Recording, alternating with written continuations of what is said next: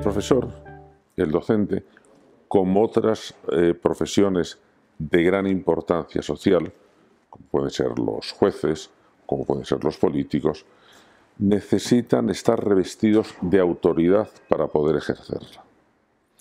Y en este momento los docentes no tienen autoridad, y eso es un tema que conviene estudiar con detenimiento, porque la autoridad primeramente la reciben de la sociedad.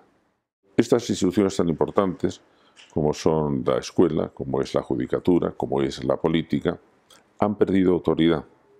La sociedad no confía en ellas, y en el caso de la escuela, la sociedad no le interesa lo que pasa en la escuela. Tal vez puede resultar un poco extraño, pero a la sociedad no le interesa nada la educación. Se acuerda de la educación como de Santa Bárbara, cuando truena. Siempre que hay algún problema de violencia en las aulas, problemas de bullying, problemas de fracaso, entonces se acuerda de la escuela. Con lo que ocurre que la escuela aparece siempre rodeada de malas noticias, o que los políticos se vengan, o que fracasa en la escuela, o que hay violencia en la escuela. La educación en sí, el progreso de la educación, no interesa a nadie, y no es una ocurrencia mía. Basta mirar las encuestas que hace todos los meses el CIS. Entre las preocupaciones de los españoles, la escuela o la educación no aparece nunca. De manera que lo primero que tiene que hacer la sociedad es darse cuenta de que la escuela es una institución vertebradora de la sociedad y que de la escuela depende nuestro nivel de vida. Y una vez que lo haya comprendido así, entonces tiene que dar el prestigio que necesita la escuela, que merece la escuela, como institución importante. Es de ahí, de ese concepto de la institución, de la importancia de la institución escolar, de la que heredan autoridad quienes tienen que llevarlo a la práctica. En el caso de la judicatura, los jueces; en el caso de la política, los políticos; en el caso de la escuela, los docentes. Y esa es, digamos, la autoridad heredada que viene del prestigio y de la importancia que la sociedad da a la institución. Pero luego hay otro tipo de autoridad, que es la que tienen que ganarse ya las personas que tienen que encarnar esas instituciones. El prestigio, la calidad, la capacidad que tienen para recabar autoridad, que es el respeto, que es como se manifiesta la autoridad, los docentes o los jueces o los políticos. Si no demuestran esa calidad, de nada vale que reciban la autoridad heredada, porque la van a pervertir. De manera que son dos tipos de autoridad que se tienen que mezclar. La sociedad debe dar prestigio a la escuela, y entonces todos los que trabajan en la escuela tienen que estar rodeados de ese aura de prestigio. Y en segundo lugar, todos los que formen parte de la escuela, todos los docentes, tienen que ganarse su propia autoridad por méritos, por su calidad, por su forma de hacer las cosas. Y entonces la sociedad acabará también dando la importancia que merece. De manera que no hay que echar siempre la culpa a la sociedad. Cada palo tiene que aguantar su vela, porque entre todos necesitamos hacer escuela. ¿Cuáles son las competencias que debe tener un docente? Bueno, en este momento tiene que tener más competencias o competencias distintas a las que se tenían antes. ¿Por qué? Porque la educación se ha hecho más compleja, y porque sabemos más sobre educación y tenemos la certeza de que se pueden aprender cosas que antes nos parecían que o se tenían o no se tenían. El adagio de lo que la naturaleza no da, Salamanca no presta, bueno, se está mostrando que es verdaderamente falso, porque la educación es la generadora del talento. Antes de la educación no hay talento, hay solo biología. Es la educación la que configura un cerebro para que pueda demostrar su talento, que es un talento en acción, hace cosas. Entonces, tiene que saber, por ejemplo, un docente darse cuenta de que su profesión no es enseñar. Me divierte mucho contar la historia de un profesor de pedagogía de una facultad americana que el primer día de clase dice a sus alumnos: quería decirles que he dedicado este verano a enseñar a hablar a mi perro. Está ahí fuera, si quieren ustedes le paso para que les haga una demostración. Sí, sí, que pase. Introduce al perro, el perro se tumba delante de la mesa, pasan 5 minutos, el perro no dice nada, pasan 10 minutos, el perro sigue sin decir nada, y entonces uno de los alumnos se levanta y dice: señor profesor, su perro no habla. Y el profesor dice: bueno, esta es una observación muy interesante para su profesión. Yo he dicho que había enseñado a hablar a mi perro, no que mi perro hubiera aprendido. Nosotros no somos expertos en enseñar, somos expertos en que nuestros alumnos aprendan y por tanto debemos saber todo lo que podamos sobre cómo aprenden. No cómo enseñar, cómo aprenden los niños, dependiendo de su edad, dependiendo de su carácter, dependiendo de su situación. ¿Para qué? Para ir ajustando nuestras enseñanzas a las diferencias de los alumnos. Eso antes era muy complicado de hacer. En este momento se puede hacer porque las nuevas tecnologías aplicadas al aula no nos sirven para buscar información. Si los niños tienen más información de la que necesitan, lo que nos sirven es para poder ir adaptando los problemas, los programas a las características del niño, con la ayuda de los ordenadores que pueden dosificarlo mejor. Porque ahora tenemos, por ejemplo, un problema que conocen todos los profesores. Hay una velocidad media de aprendizaje, que es, digamos, la que tiene la mayoría del aula y que el docente tiene que dedicarse a ella. Pero entonces se nos descuelgan los que aprenden más lentos, que pueden ser muy inteligentes, pero que aprenden con más lentitud, o los que aprenden más rápido, que son los chicos y las chicas con altas capacidades. En el momento en que sepan manejar nuestros docentes el apoyo que les dan las nuevas tecnologías, pueden adaptar los programas a las velocidades de aprendizaje. De manera que entonces tienen, primero, conocer todo lo que sabemos acerca de aprendizaje y de cómo hacerle más eficaz y más acelerado. La neurociencia nos está dando indicaciones realmente muy interesantes. Segundo, saber aplicar las nuevas tecnologías para facilitar el proceso de aprendizaje, no para otras cosas. Para otras cosas lo van a hacer siempre mucho mejor nuestros alumnos. Nosotros sabemos cómo aplicarlas al proceso de aprendizaje. En tercer lugar, deben saber colaborar entre ellos. Y esto a los docentes españoles les cuesta muchísimo trabajo. Se ha terminado la época del profesor aislado con sus alumnos. Quien educa es el centro entero. Y por lo tanto, todos los profesores tienen que estar incluidos dentro de un programa educativo de centro que sea el que se encargue de dar el marco educativo, donde después la tarea de cada uno de ellos puede ser realmente importante. El cuarto, tienen que saber comunicar bien.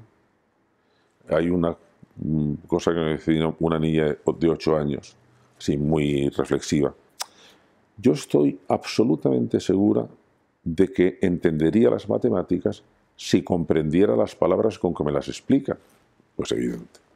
De manera que nosotros los profesores tenemos que ser expertos también en elocuencia, porque tenemos que explicar con palabras del lenguaje natural cualquier cosa, incluidas las matemáticas. Y luego, otra cosa que nos cuesta trabajo, nosotros somos expertos en conflictos, porque la escuela, los conflictos se nos meten en la escuela. Y debemos enseñar también a resolver problemas y a resolver conflictos, porque no tienen otro lugar donde aprenderlo. De manera que ese miedo de yo no puedo estar resolviendo conflictos de los alumnos, es que es lo nuestro. Es que además debíamos enseñar la historia como una historia de conflictos para ver cómo se han resuelto bien o mal. Deberíamos estudiar el lenguaje como fuente de malentendidos y modo de arreglar los malentendidos. Es decir, que no podemos dejar los problemas o los conflictos fuera del aula, porque eso es una situación irreal. De manera que tenemos que comprender que están dentro y ocuparnos de los aspectos emocionales que tiene una clase, que son muchos. Y como ve, son una serie de competencias que en realidad los buenos maestros lo han tenido siempre, pero que ahora debemos ser muy conscientes de que tenemos que aprenderlas, porque la formación del profesorado ha sido la gran olvidada en todos los programas, en todas las leyes educativas de España. Y hay un último aspecto que deben comprender todos los docentes. La tarea educativa trata siempre de fomentar valores morales, valores de comportamiento en el alumno. Y por lo tanto, el profesorado tiene siempre un objetivo ético que debe cuidar. No es una mera transmisión de conocimientos, es una incitación a modos nobles, inteligentes, valientes y buenos de vida, y eso con frecuencia puede olvidarse. Vamos a ver, hay dos cosas. Una, la creatividad del profesor, y otra, cómo suscitar la creatividad en el alumno. De manera que son dos cosas. La escuela, salvo excepciones, el sistema educativo que tenemos no fomenta la creatividad del profesor. Son escuelas muy rígidas, son programas muy estándar, son programas excesivos y entonces dejan muy poco juego a la tarea del profesor, y a pesar de ello muchos profesores lo hacen. Pero muchos profesores lo hacen por un aspecto vocacional intenso y, lo voy a decir un poco irónica, vamos, en broma, pero es una cosa seria, saltándose lo que dicen los inspectores. Es decir, tienen que hacer una especie de ocultación de lo que están haciendo, pues porque tienen que adaptar los programas, porque tienen que saltarse unas secciones, porque tienen que dar más importancia a otra, pero es así. De manera que no facilita las innovaciones dentro del aula, porque son muy rígidas, y cuando comparamos nuestro sistema con sistemas de otros países, lo primero que nos sorprende es la enorme flexibilidad que hay en otros países, en que se reconfiguran las aulas para ciertas cosas, se separan, se juntan, hay clases, muchas clases no tienen unas paredes fijas, sino que son paneles que se cambian para que puedan participar más o para restringirse, de manera que todo, nosotros es muy rígido, todo está absolutamente determinado por la ley, y entonces eso hace que los profesores, la obsesión que tengan es: tengo que cumplir el programa. Y eso facilita muy poco la creatividad. Respecto de los alumnos, pues ocurre lo mismo. En la escuela es conveniente distinguir una cosa. La creatividad siempre es un modo de resolver problemas. Pueden ser problemas artísticos, problemas vitales, problemas políticos, problemas matemáticos. Entonces, los problemas se pueden resolver de dos maneras. Cuando conocemos la solución, aplicando una receta. Y cuando no conocemos una solución, es cuando tenemos que inventar o crear la solución, porque no la tenemos. Mezclar las dos cosas es un disparate. Si los niños tienen que aprender la tabla de multiplicar, en la tabla de multiplicar mejor no ser creativos. En los problemas que conocemos la solución, esos problemas no debemos introducir la creatividad. La creatividad se queda para aquellos problemas o aquellas situaciones o unos conflictos en que no tenemos recetas bien establecidas. Y en ese sentido, no toda la creatividad es buena, como no toda innovación es buena. Basta pensar, por ejemplo, que la crisis económica en que nos hemos metido ha estado producida por innovaciones financieras que han funcionado muy mal, mejor que no hubieran sido tan innovadores. De manera que conviene precisar las cosas. Solamente tiene justificación la creatividad cuando es en temas que están aumentando en la posibilidad de acción de los niños y mejorando sus resultados, no al contrario. Sí, el talento siempre es fruto de la educación. Cuando el niño nace con unas capacidades que no sabemos si se van a desarrollar o no se van a desarrollar. De hecho, en los casos que teníamos de niños, sobre todo en la India, que eran raptados por fieras, fundamentalmente por lobos, esos niños vivían con lobos y no desarrollaban una inteligencia humana, aprovechaban esa máquina de aprender que es su cerebro para aprender pautas lobunas. Es decir, cuando vemos de cerca el prodigio que es el crecimiento de un niño, nos encontramos que un niño que nace con un cerebro que se formó hace unos 200.000 años, es decir, con un cerebro prehistórico, a los 10 o 12 años lo ha convertido en un cerebro moderno, porque ha aprendido cosas que la humanidad tardó en hacer 200.000 años. El lenguaje, por ejemplo, la regulación de la conducta, la regulación de las emociones, la capacidad de vivir en grupos sociales más amplios, el aumentar la capacidad de aprendizaje. De manera que el talento es siempre generado por la educación. Y en este momento en que es tan importante el talento para todos los niveles de la vida, incluido el económico, la escuela se configura como el gran motor del progreso. No hay progreso sin escuela. Pero además conviene precisar qué es lo que entendemos por talento, porque talento no es un concepto científico, es un concepto de la psicología popular, muy vago, que se aplica para múltiples cosas. Y a mí me interesa el precisar el concepto para relacionarlo con la inteligencia. Desde el punto de vista educativo, es interesante distinguir entre inteligencia y talento.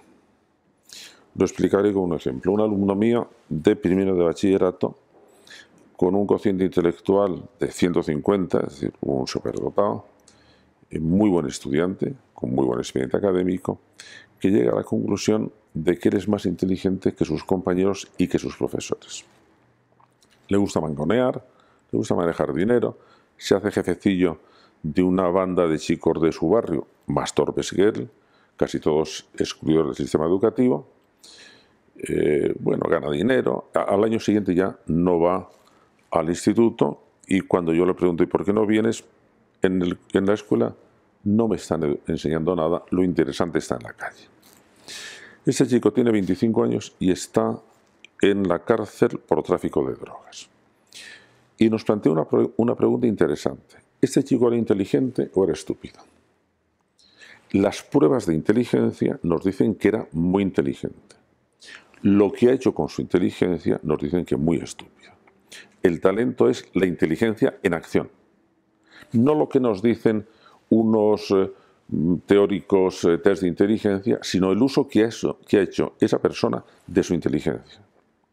Por eso es cuando la inteligencia es triunfante, es decir, elige bien sus metas y es capaz de movilizar los conocimientos, las emociones, la voluntad necesaria para cumplir esas metas.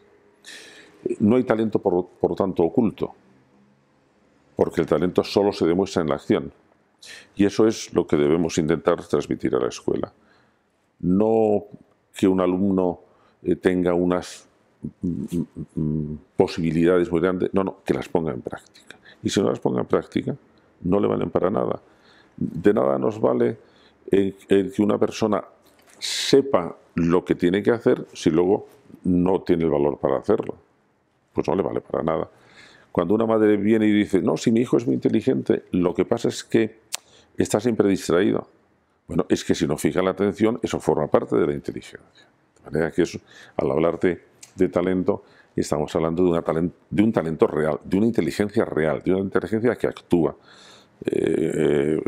Gracián decía, de nada vale que el entendimiento se adelante si el corazón se queda, evidentemente. De nada vale si una persona sabe hacer muchas cosas, pero se cansa a los 5 minutos y lo deja. Todas esas cosas forman parte del talento, que por lo tanto se configura como un modelo educativo muy potente, porque no estamos en las nubes, estamos en la realidad. Y desde luego se puede educar. Yo, que me considero un defensor de los adolescentes, creo que los estamos maltratando. Y luego nos quejamos diciendo, pero bueno, ¿qué hacen estos chicos? Estos chicos hacen lo que nosotros les estamos induciendo a que hagan. Primera cuestión. La adolescencia no es una edad biológica. La edad biológica es la pubertad. La adolescencia es una creación educativa y reciente. ¿Por qué se inventó esta época de transición? Para que los niños no entraran directamente al mundo del trabajo, sino que se ampliara el tiempo necesario para su educación. De manera que es una edad exclusivamente educativa. Y entonces los adultos hemos hecho una jugada completamente perversa. Primero inventamos una edad educativa y luego decimos, pues no sabemos cómo educarla, y nos retiramos. Con lo cual dejamos al adolescente en un vacío educativo, normativo, muy peligroso para ellos y muy contraproducente para ellos. ¿Qué es lo que tenemos que hacer? Darnos cuenta de que efectivamente la idea que nosotros tenemos de la adolescencia es lo que va a llenar ese vacío. Y estamos lanzando un modelo a los adolescentes, primero, falso, segundo, destructivo, y tenemos que tener en cuenta que este tipo de cosas funcionan con el mecanismo que conocen muy bien los psicólogos de las profecías que se cumplen por el hecho de decirlas. Si decimos que el adolescente tiene que estar siempre en crisis, que debe ser incontrolable, que debe dedicarse al botellón, bueno, pues entonces acabarán haciéndolo. Si tenemos miedo al adolescente, el adolescente será temible. Si repetimos muchas veces, socorro, tengo un hijo adolescente, estamos falseando el asunto, porque las encuestas que tenemos es que la convivencia de los adolescentes con sus familias es fantástica en general. Que sin embargo tenemos entre un 18 y un 20% en toda Europa de adolescentes muy conflictivos, pero es esa zona. Entonces lo que no podemos es traspolar eso y decir, así son todos los adolescentes. Los adolescentes hay de muchos tipos, pero los muy conflictivos son esos. Y entonces tenemos que saber qué hacer con ellos y, a mi juicio, tenemos que cambiar el modelo de adolescente con el que estamos funcionando. El proyecto que a mí me gustaría que se realizara es precisamente el proyecto de cómo desarrollar el talento de los adolescentes. Y ahora también han cambiado eso las cosas.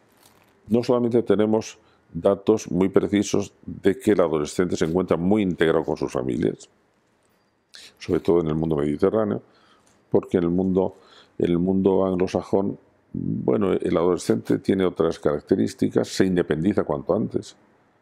Nosotros es que no se ha fomentado nunca la independencia del adolescente y de hecho mis amigos extranjeros se extrañan de que la edad antes de la crisis, de manera que no se pueda achacar a la crisis de independencia de los chicos y las chicas de sus familias, fuera a los 30 años. Es decir, ¿qué hacen metidos en su casa hasta tal tiempo, hasta tal la edad? Bueno, pues porque es un modo cómodo de vivir. Creo que todo el mundo debería saber que, según los neurólogos, uno de los 10 descubrimientos más sorprendentes de la neurología en los últimos 15 años es que el cerebro de los adolescentes se reconfigura de nuevo. Y que eso nos muestra una cosa que no sospechábamos. Siempre habíamos dicho que había una edad de oro del aprendizaje que era la primera infancia. El límite podía estar en los 7, de 0 a 7, de 0 a 10, pero era la primera infancia. Ahora sabemos que hay otra segunda edad de oro del aprendizaje que corresponde con la adolescencia, de 13 a 18, que se producen una serie de cambios muy radicales en el cerebro del adolescente que le hacen ser muchísimo más eficiente, muchísimo más rápido, muchísimo más potente, y que algunos de las conductas que achacábamos a la invasión hormonal, que nos servía para explicar todo, no se debe a eso, se debe a que su cerebro está cambiando y que se encuentra el adolescente en la misma situación que estaría quien hubiera aprendido a conducir un ciclomotor y se encontrara de repente al volante de un Ferrari. Bueno, un Ferrari es fantástico, porque tiene una potencia fastuosa, pero si no sabes conducirle, te vas a chocar en cuanto lo pongas en marcha, que es lo que pasa al cerebro del adolescente. Entonces tenemos que aprovechar eso para explicárselo al adolescente y decir, pues mira, podéis hacer lo que queráis, pero o sacáis el carnet de conducir para vuestro cerebro, o vuestro cerebro os va a llevar por donde no queréis que os lleve. Así que os apuntáis o no os apuntáis. Mi experiencia es que cuando se lo explico a los adolescentes lo entienden muy bien, les produce satisfacción el pensar que están realmente tomando decisiones sobre su vida futura y por lo tanto adoptan muy bien este nuevo modelo de la adolescencia como un momento de decisiva importancia para diseñar su inteligencia, para diseñar su talento, y creo que debemos aprovecharlo.